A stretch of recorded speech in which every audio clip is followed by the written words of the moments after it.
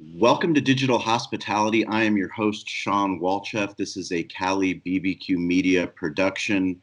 Today is July 1st, 2020, and we have a very special guest, author Brendan Kane, 1 million followers, How I Built a Massive Social Following in 30 Days. Now, our guest today, I tend to read a lot because of my grandfather. He was born in a village in Bulgaria, and the only reason he got our family out of that village and out of being farmers for the rest of our lives was his love of learning. His grandfather taught him how to learn. He read every book in the village. That forced him to go to another village to read more books, and he eventually became a medical doctor in Germany during World War II. Moved our family over, and he raised me. He raised me as his son, and I watched him as he finished his medical career. He wanted to continue to learn. And every day I'd watch him reading more books on real estate, reading more books on business. Eventually he wrote his own book, his own life story. And it's something that's always resonated with me. I picked up Brendan's book. To be honest with you, Brendan, I picked it up by accident. It was something that I have seen it as a recommended book based off of all the other books that I've read. And I avoided it because I thought the hook, which you talk about in the book, was something that it was a hack for social. And I'm disappointed in myself of my own prejudice, because once I read the book, I can't tell you how much of an impact it's made on me personally, on my business, on how I look at social. And I'm really excited to have you on the podcast today because it's an incredible gift that you've given to the world, all these secrets that you've accumulated, and you continue to produce content that helps people understand that the world is digital. This podcast every week, we try to talk to other owners, other people that need to understand that our business has to be digital. We have to have an e-commerce component to what we're doing, and we have to create content to drive traffic to our website so that we can sell things. We also have to be hospitable, meaning that one-to-one interaction. And it's very hard in the digital world, but that's the things that you talk about in the book. So welcome to the podcast. Thank you for your time, and thank you for responding to my Instagram story. I posted that I was reading it, and within 2 hours you had sent me an audio file thanking me personally, which means that you do what you preach, which is a testament to who you are and the thought leader that you are. And welcome to the podcast. Thanks for having me. I appreciate it. And, thanks for checking out the book, even though it was a mistake. And I'm here that it had, a positive impact. But yeah, it's funny because we spend quite a bit of money on social advertising to advertise the book, and you may or may not be shocked at some of the comments that we get from people claiming that I'm a scammer and I'm trying to scam people. And it's like people haven't even read the book and they're making judgments, just off of me and the title and all of that stuff. But yeah, it's kind of just fascinating to hear those stories about how people stumble across it and their preconceived assumptions about what it is and what it's about. Well, I mean, I think it's fascinating for me. I follow Gary Vaynerchuk. I consider him a mentor, someone that I've never met, but somebody that I follow his content. I read about him in an entrepreneur article, I don't know, 4 years ago or something. And it was the first time that I had heard somebody as an entrepreneur, a business leader, talking about social in a way that resonated with how I've kept my restaurant alive. I mean, we opened a restaurant in 2008. In a part of San Diego that everyone said, you'll never make it over there. The only reason I attribute to some of our success is the fact that that was the growth of all these apps. That was the growth of Facebook. That was during the time of Yelp getting popular, during the time of, eventually Instagram came along. But we got on those platforms to help promote what we were doing, not just personally, but also in our village. And for me, listening to Gary, and his approach is more. He always wants more. It's more content. How do you get on more platforms? And that's something that I've always done, which is something that's resonated with me. I've also been attracted to David Meltzer, who's now my business coach. He's also been on the podcast, and he's also playing the long game. Your book is the antithesis of the long game. It is, how do I hack and how do I do something within 30 days? But once you read the book, you realize that you are playing the long game. You're playing a game that I respect so much. Once I read that book, I can't tell you, it's, the beta testing, the actual scientific approach that you take to social It's so fascinating, and I'd love for you to tell us just a little bit about, because you're saying that people have that negative reaction when they see your book title, but you made a conscious choice about that book title. You talk about in your book the A/B testing that Tim Ferriss does, which is something that I also resonate with. He's not the same as Gary Vee. He's completely different in his methodical approach to how he's going to pick a book title, to how he's going to market his book, to the color of his book. And that's a lot of the things that you do on Facebook running your ads. Can you talk a little bit more about your scientific approach to social? Yeah, and I first want to say that with social or anything business related, I'm a firm believer there's not one way of doing things. As you mentioned, Gary has a very different approach than I have. I admire Gary greatly. I've spoken on stage with him, and I just have a different philosophy and a different approach. And I never say this is a right way or a wrong way. And I'm sure you've also seen from the book, it's not just me. I went off and interviewed my top friends and partners, and some of them contradict each other in terms of their approach in the book. But I wanted to do that to provide a well-rounded strategy and landscape of what people are doing to be successful, and then you determine what is the right fit for you. You know, because my approach may not be the right fit for somebody, and Gary's approach may be better, or my approach may be better than Gary's approach for certain people and certain businesses. So I always like to point that out because I can't stand people in the marketplace that are gurus or experts to say this is the only way to do something, because it's never that case. It's just like, here's the information, this is what I've learned, this is where we've had success, and here's where other people have had success. Now you make the determination what path is best for you. And I think that's critically important from a mindset perspective to kind of set yourself up for long-term success. But as you mentioned, my approach is very scientific in terms of really testing and learning. And you started off the podcast talking about reading and learning. And I think it was your father or your grandfather that read every book. To me, like the way that I learn is I don't read a lot of books. Like that's not the way that I learn. The way that I learn is by experimenting and by actually experiencing what it's like to do something, which it's just the way that I can read a book and glean high level information, but until I do it, I don't really understand it. That's the way my mind works. So that's where the experimentation really works for me to understand what happens when you put a piece of content out to a specific audience, when you format it, when you share a specific story, a theme, a structure like that. Because the world that we live in today with social media and especially the social advertising platforms, you can be your own market research firm. Like, and you can do it for less than like $10. You can go and test stuff. We live in a time that's unprecedented. So for me, and I put it in the book, is just a very simple 3-step process: hypothesis, test, pivot. So, and that's a very scientific method approach. It's you set a hypothesis. What do I think is going to work?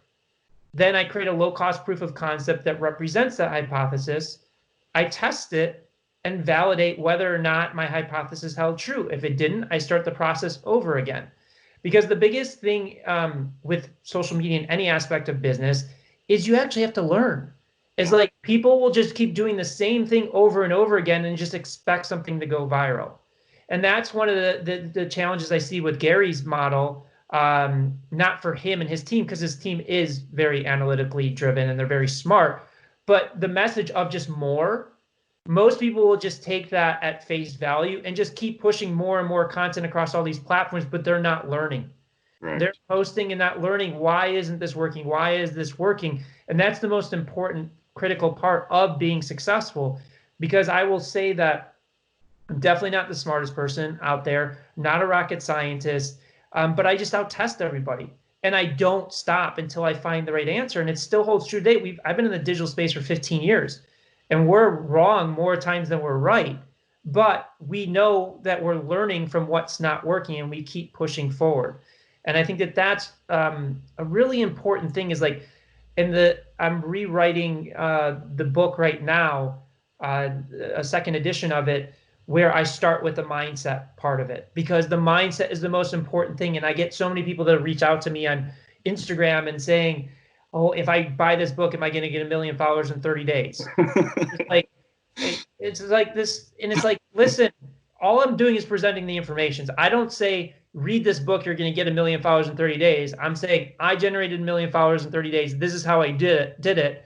And you can take the information and do with what you want. And there's some people that have been tremendously successful with it. I mean, with it, working with clients and others, seeing case studies, the book and the philosophies have generated tens of millions of followers. And if you count the partners that are featured in it, it's well over 100 million followers and billions of views. But does that mean that everybody that picks it up and read it's going to, automatically generate it? No. Is the process simple? Yes. Is it easy? No. Because there's variables. You got to put in the work. You got to create the content and all of that. So that's kind of just the way that my mindset works, and how I do it internally and working with my clients, and how I advise others to approach it.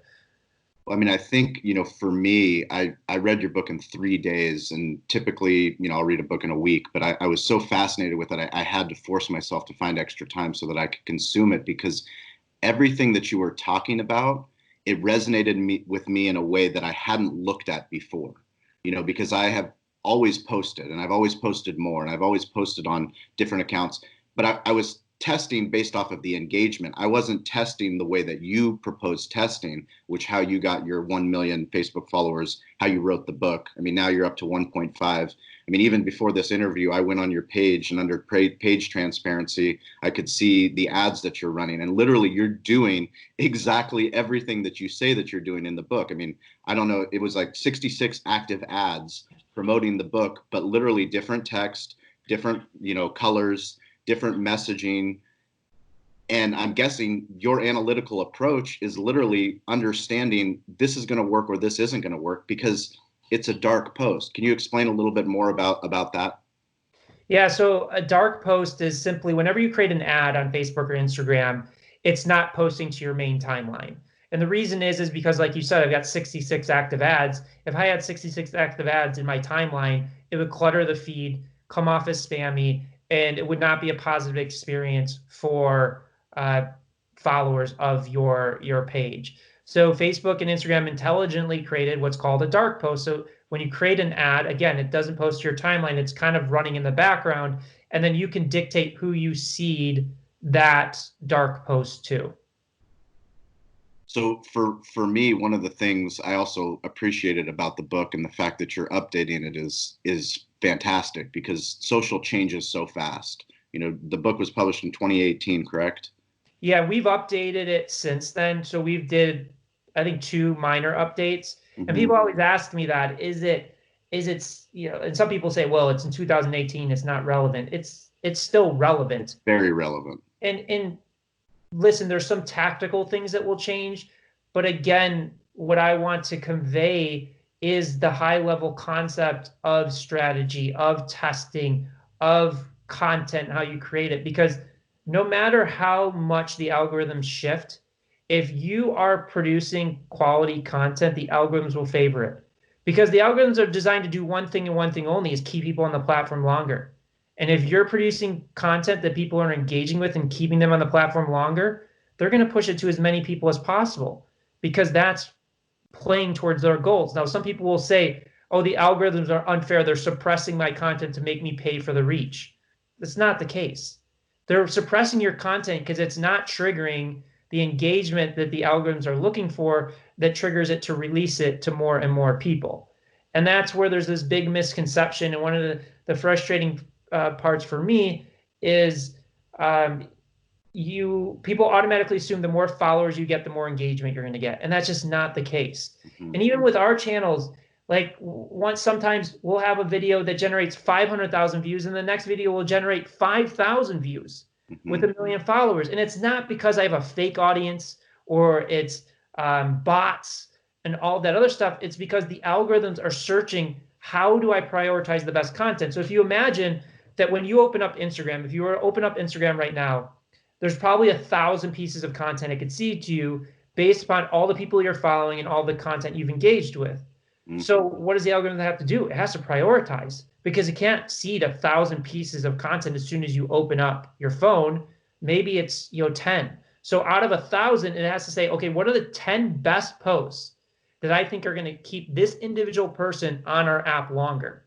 And that's the game you're playing today, is you're no longer competing against your direct competition. You're competing against LeBron James, Kim Kardashian, The Rock, CNN, ESPN, all of these things for space in those feed for that attention.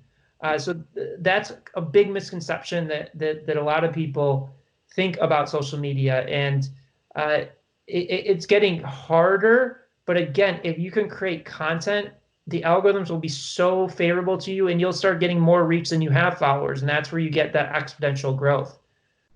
Can you talk more about content? Because I know content is it's key to what people do digitally, and how it can really unlock all kinds of possibilities for brands, especially for someone like you that's worked with Taylor Swift and Rihanna and Katie Couric. I mean, the work that you've done for these incredible public figures and celebrities and Fortune 500 companies, it's beyond impressive. You could have wrote a book just based off of that work. But what you did was even more compelling, because you turned the content onto you personally, which is terrifying, because what if that didn't work? What if people didn't resonate with Brendan Kane? What if they said, maybe the scientific approach isn't going to work, and maybe people aren't going to follow me? Then I'm not going to get the book deal, and I'm not going to publish the book. And maybe I have to go back and retest the hypothesis. Was there an element of fear of putting that content back onto who you are? Well, there's always an element of fear of self-doubt. I mean, that's just ingrained into me since childhood. But it was a lack of, so the way that my mind works is when I'm in the build mode, I don't even think about that stuff. I just do it. First off, when I generated 1 million followers in 30 days, it wasn't a matter of if, it was a matter of why I should do it and should I do it. So there was never any doubt of whether I could do it. Same thing with building 1 million followers on Instagram. I had no clue how I was going to do it, but I figured out a way to do it. But there's always a tremendous amount of self-doubt, and there's a lot of people out there that don't like the message, that don't like the book, and you have to be prepared for that. Now, it's not an overwhelming, I think it's probably less than 5% of the feedback that we get. But the bottom line is, and my literary agent told me this from the beginning, is if you don't have a negative response, you're probably not doing something right, because nobody ever gets a positive response. And to me, it's less about what is the response am I getting, and am I really putting out the best information that's going to help the most people? That's where my self-doubt comes in, and it comes in all the time, but you have to push through that. And you cannot let fear dictate and control the decisions that you make and in pursuing the goals that you're going out. Now, does that mean that you're going to be perfect and you're not going to make mistakes and stumble across the way? No, we make plenty of mistakes and we stumble and we learn from it. But it's really that mindset that I am going to go through regardless of what people are going to say, and do what I feel is right, and put the best information out there. And if people like it, great. If they don't like it, that's fine. Like it was interesting. I got like one comment on one of our ads that said, Gary V's better. I was like, okay, I admire Gary V, and if he's better, then go spend time, reading his books and reading his content, commenting that on my ad. Like, it's supposed to offend me. Like, Gary V's an amazing entrepreneur, but it's like, am I gonna stop because you told me Gary V's better? Like, how is that that gonna really prevent me? And also people that post ads and saying, your followers are fake, or you're a scammer, or things like that. There are people who haven't read the book or dove in. And even if they did read the book and didn't like it, it's just like, okay, am I going to stop because I get positive responses and like connecting with people like you? There's always going to be some type of negative to whatever you put out into the world. And some people don't realize it. I mean, I've received death threats in the past month. Really? Oh yeah, we get crazy people. Based off of a piece of content or based off of your message? Just my message, and certain people just not liking it, and they didn't get the 1 million followers that they thought they should. No, I don't think it was that. It's just they're, with COVID happening, I think it's caused, as soon as COVID happened and the lockdown happened, the amount of comments and volatility just increased dramatically, which I can understand. And a lot of times you've got to understand, and Gary Vee does a great video on this about haters, is have compassion for them. Yeah. because they're reacting not to what you're doing, but something that's going on in their life. Yeah. And that's a big thing. So a roundabout way to answering your question is there fear? Is there self-doubt? Yes. But you have to push through it and not let it hold you back if you're really passionate about doing something. Yeah, and I think that's a great point. You know, for us as a restaurant, if we didn't have tough skin and we let the bad negative 1-star Yelp reviews get to us, we would never push through Yelp as a platform and respond to those negative comments, but also get to the point where we're responding to every comment, which leads to more positive comments because it's who we are, it's what we do. And I would ignore the platform, which I know a lot of other restaurant owners do, because of the nature of it's typically a 1-star or a 5-star. There's very little in between on Yelp. And that's just the way the platform's built. But we know that it's an incredible tool for us to drive people to our restaurant. We have proof of people calling our restaurant, asking for directions on their own platform, which is highly valuable for us. One of the things you talk about is shareability. And I'd love for you to talk about the shareability factor for digital, but also the shareability factor for when you produce a book. Because when you produce something that's of value to someone like me, I've already recommended the book at least to 10 different people, high profile people that I truly respect and admire and appreciate their time. So if I'm making a recommendation to them, it's based off of, hey, this is fucking important. Please read this book. That has got to help drive sales, but it also helps drive what your thesis is, which is what you talk about in the book, the shareability factor. Yeah, I mean, first off, thank you for recommending the book. I really appreciate it. And yeah, shareability is really at the crux of what the potential of social and digital platforms are. Because if you take a step back and look at 20 years ago, how did you share information? You shared it in person. Like you could only share, like for example, when you share my book, you can only share it when you're at dinner with somebody or you're having a conversation. Today, you can send it via text. You can send it via email. Uh, you can share the ad. You can comment on the ad. You can tag people in it. So what the real opportunity is, and I'm not saying it's easy. Shareability is hard, but there's different levels of shareability. For a small business like yourself in a restaurant, getting 50 people to share your restaurant could mean a huge, meaningful impact in your business. Yeah. Versus if you're trying to become the next Taylor Swift, you got to get 100,000 people to share it to have a meaningful impact. But think back, and it's almost looking at what do you share and why do you share it. There's a book by Jonah Berger called Contagious, and he breaks down virality and why people share it. He spent 15 years in the space, and there's certain reasons that people share content. It moves them emotionally. It makes them angry. It makes them sad. It makes them excited. It makes them happy. It moves them on an emotional level. I saw this all the time with Katie Couric, especially when we were doing the 2016 election. Politics will move people to share stuff like no tomorrow, both because of a positive and a negative reaction. Then there's another element to shareability, social currency.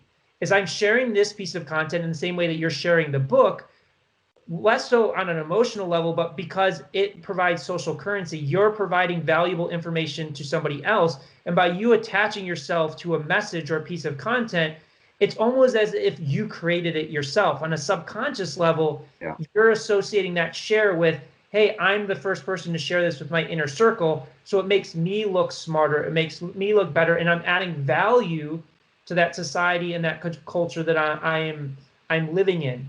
And so those are kind of just from a psychological perspective. And a lot of the work that we do, and if you remember the process communication model section, we study a lot about human behavior, human psychology. Why do people do certain things?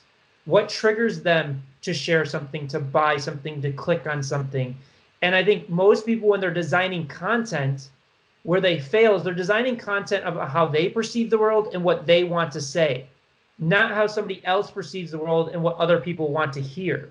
Yes. And if you don't design content in that context of I'm thinking about the other person in their feed, in whatever circle or environment they're in, ultimately it's going to fail because you're thinking too much about me. And this is the same approach that I take offline as an online. Is like people ask, well, how do you get MTV as a client? How do you get Taylor Swift or Katie Couric as clients? Is because I'm going in to understand who this person is, how they perceive the world, how they perceive their challenges, and then I provide value through that lens. So like I never go into, and I hate the word pitch. I think it's the worst word to go off. Because pitch connotates I'm going to go in and sell you something. Yes. And the value that I have had, and the reason I have had success, and it play again, this plays for social and it plays for offline, is how do I understand who I'm communicating with, whether it's one person or a million people? Where is their head at? What are they experiencing? What are the challenges and obstacles? And how can I communicate effectively a solution to their challenge in a way that resonates with them? And if you do that, then you have that ultimate positive response of getting people to share. And it's like some people will go down the route of like adding, share this or tag your friend in it. And that stuff doesn't really work. It's like the content, I'm not going to say it never works, but the content on its own will spark it, whether it's a video, an image, a book, a podcast, is if you connect with somebody and they feel like you're communicating directly to them, that will spark the shareability around your brand and your content. Yeah, I think that's, I mean, when I look at it through my own lens of the things that I share, I think it's definitely the best way to go about the issue of creating content that's shareable. Because if I like it, then there's a reason why I like it. There's a reason why I want to share it, right? Because those are all the things that we hold dear in our heart, or something that compels me, that resonates with me in a story in a way that actually has an impact. The same way that I would want to recommend a book, the same way that I want to recommend music, the same way I want to recommend something I watched on Netflix. For me, I'd love for you to talk about your experience working with Taylor Swift and what you learned on the one-to-one communication. And obviously she's gotten past that point, but one-to-one is so important in the things that we talk about on a weekly basis on this podcast for Digital Hospitality. Is you cannot ignore digital communication in this day and age. The brands that are understanding all these digital platforms are ways to communicate in a way that sets you apart from the competition. If I respond to a Facebook message for our restaurant, the chances are I'm probably 1 out of 10 restaurant owners that's actively doing that, and especially as the owner doing that. So when somebody knows, oh, wow, they actually responded within an hour of my request and gave me the link that I needed so I didn't have to go through and find it, it's powerful for them. It's powerful when I respond to a tweet. It's powerful when I respond to a Yelp review. It sets us apart. Does it scale? No, it doesn't scale, but we have to figure out ways to personalize that automation. Can you talk about just Taylor Swift and what she did? Yeah, I think the brilliant part of Taylor and the reason she's so successful is first understanding that it wasn't a big record label or huge marketing budgets that allowed her to scale to where she's at today. It was her own initiative. And the brilliant aspect of what she understood and did that made her so effective was she understood the power of fostering that one-to-one communication with fans, whether it was responding to a comment online, taking a photograph, signing an autograph for fans. She understood that not only did it turn that fan into a fan for life, but it turned that fan into a brand advocate. And because she was doing that from the very earliest days, she built an army of brand advocates. And then when it came to a point where it couldn't scale to the level of doing it for every fan, then she took it even a step further of showing up at birthday parties, bridal showers, weddings, turning that into content and releasing that content, not to manipulate people, but to show that she cares about her fans. If she doesn't have the ability now to say thank you to every single fan individually, the next best thing is, okay, well, let's, surprise some fans, show that I care about them, release that content to then just demonstrate to the fans is like, listen, I may not, and she doesn't say this exactly, but she's expressing it through this message. I may not be able to reach each one individually, but I still care about you. I still appreciate you. I still, want you to be a part of my family, so to speak. And, it's the same thing, like the analogy of what you started out with is of how we connected is you posted on your IG story about the book. I responded with a voice message because I appreciate it. It's not me gaming the system. I wasn't asking you for anything or like that, but that's how you can cultivate those relationships and scale off of it. And also, you mentioned about customer service. Just think about experiences that you've had in the past with customer service where you buy something, you don't get the level of support that you're looking for, and it frustrates you, it angers you, it makes you feel helpless. And again, it's just the more touch that you can have with your customers, demonstrating that you appreciate it, demonstrating that you care, the more your brand is, going to grow, the more the level of shareability is going to grow around your content and around your brand. Yeah, I think that's, the analogy that we say in the restaurant is nobody wants to be ignored. You never want to be ignored when you walk into a restaurant. There's always the proverbial "please seat yourself" hostess sign that everyone's walked into. There's a reason why there's that sign there, and it's there to reduce labor cost. So during the peak hours, there'll be a host that'll help seat somebody at during the table. But because full service restaurant models, there's very thin margins, there's a "please seat yourself" sign. But "please seat yourself" is the antithesis of hospitality. Hospitality is where you feel welcome, where somebody's welcoming you and they care about who you are, what your needs are. They're listening, they're empathetic. And that hospitality happens in real life for businesses, the businesses that win. And then it happens digitally too, because if you're ignored digitally, you might as well be ignored walking into a restaurant. And I think that that's a good analogy is that it's very short-sighted for a business to put up that sign. I understand the logical thinking is my margins are small, so I've got to put the seat yourself up sign in my restaurant because I can't afford to pay somebody. But let's just say for the next 3 months, you're going to pay somebody to do that. And what does that do to the experience of the consumer and the correlative effect of them going to Yelp and adding a positive review, coming back more times from a retention and a repeat visitor standpoint? What does that do for the tips to the waiters and the waitresses? What does it do for them recommending your restaurant to other people? And that's, again, people aren't looking at the bigger picture. And that's where Taylor Swift looked at the bigger picture. And she said, this is how I'm going to grow my brand. This is how I'm going to foster my fan base and make sure that they care. And the same thing applies for a restaurant is I understand there's financial restrictions. I understand that there's small margins, but you're not looking at the larger picture, the larger implication of having somebody greeting you, having somebody taking care of you versus just having a sign in front of your restaurant. Yeah, no, we about 3 years into our business, Eric, my general manager, and we made a conscious decision to remove that sign and to pay for the hostess to always, whenever we were open, we were going to have a hostess right at the front of the door, and it transformed our business. Did it make us less profitable? Yes, but it also kept us in business. It also helped us learn things that we would have never learned otherwise.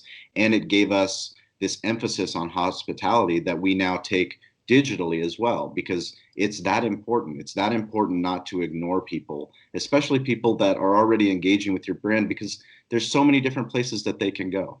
That's the truth of the matter. Katie Couric, I definitely want to talk to you about your strategic approach to her interviews, kind of why she brought you on, but then how you transformed beta testing the certain questions that she was going to ask during her interview to target certain fans to help build her social following. Yeah, I initially got introduced to Katie right after she made the move from television to a digital first strategy with Yahoo. And there's a huge difference between a digital first strategy and a television distribution strategy. Television, she's known for being on the Today Show, that there's an ingrained human behavior, consumption behavior built in. It's habitual. Is people would wake up in the morning, they're making breakfast, they're making their coffee, they turn on the Today Show, there's Katie giving them the news. So there wasn't really a fight for audience because it was a part of somebody's daily routine. versus you go to a digital first strategy, that habitual nature is completely broken, because there is so much other content that's being seeded to you. You're fighting against the algorithms. You're fighting against all this stuff, where people may have the intent of tuning into her Instagram account or YouTube account, but they're not getting seeded content in the algorithm. So she was getting suppressed and really struggling. So I looked at kind of the holistic strategy of how they were approaching interviews, and just saw that there needed to be a reinvention of how you approach interviews for digital platforms.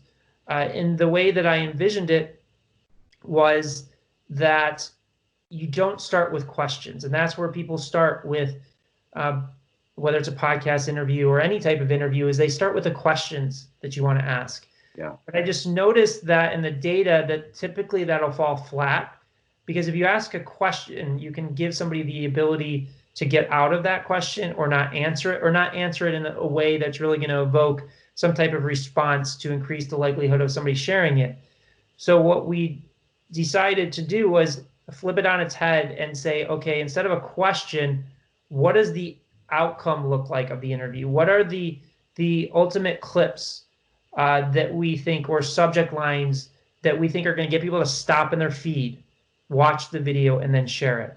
So instead of starting with the questions, we started with what we call a hook point of getting people to pay attention in the first 3 seconds, and just reverse engineered it. So the first ever interview that we did together was with the actress Elizabeth Banks. And with Elizabeth Banks, she was in the movie franchise, the Hunger Games movie franchise, Pitch Perfect, and she was a feminist advocate. So I said, okay, what we're going to do is we're not going to start with the questions. We're going to think about the audience of each of those 3 subject matters, and we're going to design hook points for each one, of envisioning a Hunger Games fan opening up their app, envisioning a Pitch Perfect fan opening up the app, envisioning a feminist advocate opening up the app, and what is going to make them stop in the feed, watch that clip. And so that's what we did, is we designed hook points for each one of those audiences. She went off, shot the interview, and then I was delivered the 30-minute interview, and then I went back and cut out those individual clips that were the hooks. And then I went through my testing methodology and packaging. Like, I think Elizabeth Banks, we probably had 15 clips from that. And then I take those 15 clips and package them in hundreds of different ways to give us more chances to win and more chances to learn. And we just saw it dramatically increased our performance from a shareability standpoint, and increased our position in the algorithms, because they saw people were actually stopping, watching a majority of it. And I would just sit there and A/B test these 500 variations against each other in real time, until we would dwindle it down to like 3 or 4 winning variations. And then when we had those winning variations, that we say, okay, you should go to Yahoo to watch the rest of the interview. And that process I used for about 220 interviews with Katie Couric, ranging from DJ Khaled to Chance the Rapper to Joe Biden to Dolly Parton, across the board. And we tested about 76,000 variations of content around that. And it resulted in a huge reduction of cost savings from a traffic acquisition. And, it was resulted in about 1 billion global platform views across all the platforms that we were, running these interviews across. I mean, that's incredible. I think it's very powerful, because it takes Katie herself willing to move outside of herself, because she has her own interview style, right? She's built her career as a journalist, as somebody that's well respected, but to look at it and reverse engineer it and to trust you with the process is a huge testament to her and her team, to really bring you in to understand that digital is different. Producing content for digital is different, to understand that shareability factor. Yeah, I mean, she's wicked smart. And I mean, it's the reason that she's had the success that she's had. And it was also, it can be clearly seen in the data. Yeah. It can be clearly seen in before and after of how it worked. No, it was a hybrid. It wasn't like Katie just threw everything out her experience. And oftentimes I would come up with hooks that she didn't feel comfortable doing, or she didn't tackle, which was fine. And it was also, from a mindset perspective, when I first started working with her, I said, the process that we're developing is, we're never going to fall in love with a single interview. and we're not going to force a single interview to work. If it doesn't work, it's fine. It's a part of the process, and we'll learn from it and use those learnings for the next interview, and just keep learning and iterating and learning and iterating to the point where I could, work with her to really predict by the end, what hook points really had the best chance of success because we were sitting on so much data. Mm-hmm. So for somebody that's wanting to start to create content that understands that their business might have been an offline business, but they understand that now they need to have a website. Now they need to start investing more in social, start caring about building a Facebook following. One of the things that drives me nuts is when people, they have prejudices based off of different platforms. Oh, I don't like Facebook because that's just where old people are, or, Instagram's not working, or, I don't like Twitter. I don't like number one, what's your advice to people as far as, I know every business is different and every brand is different. But as far as approaching creating content for social, what would your advice be to approach this huge world that we live in, where there's TikTok and all kinds of different platforms that are available? Where would you start? I would first start with the platform that you use the most on a daily basis, because there's so much of a learning experience that you have to go through. And if you don't use the platform yourself, how the hell are you going to design content for it? And that's when I did Facebook, I lived and breathed Facebook for 3 years. When I did Instagram, I lived and breathed Instagram for 2 years. Now I'm getting into YouTube, and I'm living and breathing YouTube. I'm consuming a ton of content on that platform. You have to be a student. And if you have preconceived judgments about a platform, ask yourself why. Is it a real judgment, or is it a judgment based off of somebody else's experience? Or with your experience, if it didn't work for you, were you really taking the approach of iterating and learning and testing? That's first and foremost. Secondarily, what I recommend, especially if you're an offline business and you're looking to generate more customers, I always recommend start with paid advertising first. Mm-hmm. And generate revenue, get sales in the door. When I work with small businesses or people that be like, I need to make money tomorrow, I was like, okay, that's fine, but we're not going to focus on follower growth right now. We're going to focus on transactional campaigns where we can effectively measure our ROI on it to know if it's working or not. Because if you're not measuring your return on investment, your return on ad spend, you're going to have a very difficult time struggling. Can followers correlate to revenue?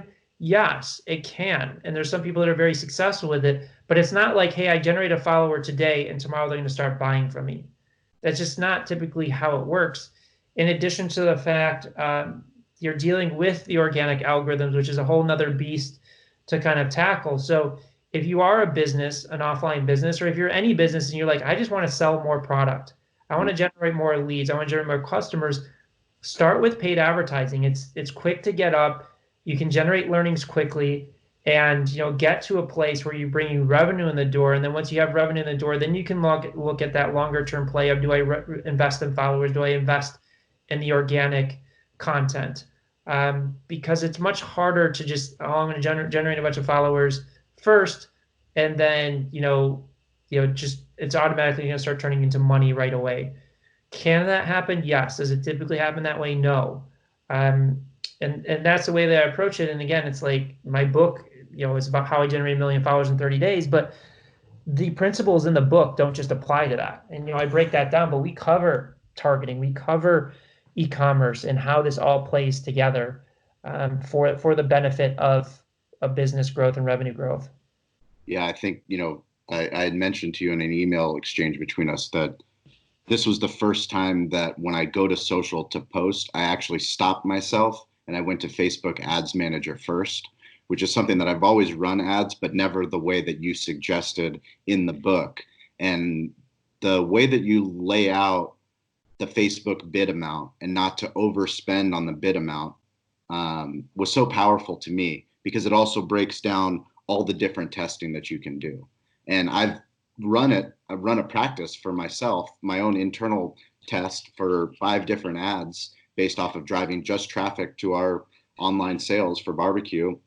And I can see some of the ads perform way better than others. And then now I can go back in and rechange that ad. And I think it's it's an incredible gift that you've given, the amount of work that you did, and it's all summed up so well in the book. Plus, you have resources that you continue to put out content. It's not just the book is done and now Brendan's done. He walks off the stage. Like, no, you're continuing to go out there, appear on podcasts. I really appreciate it, and I truly know that you're making a huge impact, and you're continuing to make a huge impact. The book is more relevant today than probably it was in 2018, and I know it's going to continue to get relevant, and you're updating it, which is super exciting. When's the next edition going to come out? I think it's going to be, it's going to be in stores in October, but it's done now. So we'll probably start syndicating it out to people in the next few weeks, to our direct list and, to people that are on my newsletter and things of that nature. But I also want to comment on what you just said, because I want people to know that the purpose of what I say in the book is not to say necessarily you have to use Ads Manager and test with ads. It's more that that's one approach that we use to testing. The biggest takeaway that I want people to have is just, and you had the perfect analogies. Before I posted something, I stopped. Then I went to Ads Manager. But even if you don't go to Ads Manager, is like, stop yourself and like write down, why am I posting this piece of content and why do I think it's going to work? And then once it's posted, if it works, was it because you thought of why it worked? Or if it didn't work, then you don't get upset about it and bummed, but write down, okay, what is it about this piece of content that didn't work? And for the next piece of content, what am I going to test next to see if I can improve that performance? Because it's, again, people are just posting blindly, and they're posting multiple times a day because they feel like they have to put out content. And, part of that is, the message from Gary Vee, and also what social media used to be back in the day of, post by, frequency is the key to success, but the algorithms have shifted. And again, I'm not saying like, with Gary Vee and his content, his team is learning from it. So for the amount of content he's putting out, I know he's got smart people on his team measuring it. But for other people that are just posting as much content on all these other platforms, they're just pushing it out there, not stopping and thinking, not tracking the performance, not trying to iterate and learn. That's where I have the problem. And as I always tell people, don't put out a piece of content because you feel like you have to put out a piece of content. Put out a piece of content because you believe in it, or because you are going to learn something from it. That like I said, you changed so much of what I thought by reading your book, by me getting over my own prejudice on the book title. I truly, Brendan, I truly appreciate what you're doing. What's next for you outside of updating the book? What are your big goals? My next book's going to be out in a few weeks, so that's been a huge focus. That's the direction I'm going in, and where I feel like I can help the most people. And that book's called Hook Point: How to Stand Out in a 3-Second World, because it's I don't care if I'm dealing with somebody who just graduated from college or somebody that's a billionaire. People are really struggling with the fact that we live in this micro attention world, and finding ways to stand out and differentiate yourself above the noise. Because as I mentioned at the beginning of the podcast, we're no longer competing against our direct competition. You're competing against every other piece of content that's put out every day, which presents a huge opportunity, but it's a big challenge. And that's where I feel like I can have the biggest impact with people in helping them pursue their career goals and aspirations, is really how to differentiate themselves in any market that's very crowded. Again, whether you're just starting from scratch or you're a $1 billion company and you're looking to scale to 5 billion, it's same principles. So that's been, a really big focus, and, we're diving in very deeply into the direct response marketing world, through my book and through other stuff, in applying our testing methodologies and our organic content experience and applying it to paid, and marrying the two to see, dramatic results for ourselves and for the clients that we work with. Well, I can't thank you enough for your time. I know our listeners are going to find it very valuable. I know plenty of people I'm going to be recommending. I can't wait to get the Hook Point book. When is that going to be available? So it launches, it's for pre-order on Amazon now. It releases August 4th. But again, for people that sign up for my newsletter and stuff, we're going to get them early access, and they'll probably be in 2 weeks, those people will get first access to it. That's awesome. Well, thank you so much for your time. Thank you for your gifts that you're giving to the digital world. And like I said, you made such a profound impact on me, not just by writing the book, but the things that you give away in the book, the content that your vulnerability, plus your ability to walk the walk. I mean, you walk the walk, and the one-to-one, the fact that we can even sit down and have this podcast, it means the world to me. You're a true inspiration. So thank you. No, thanks for having me. I appreciate it. Absolutely. Have a great one. Please follow Brendan Kane, Facebook, Instagram, and check out his new book, Hook Point, and 1 million followers. It'll change the way you do social for sure.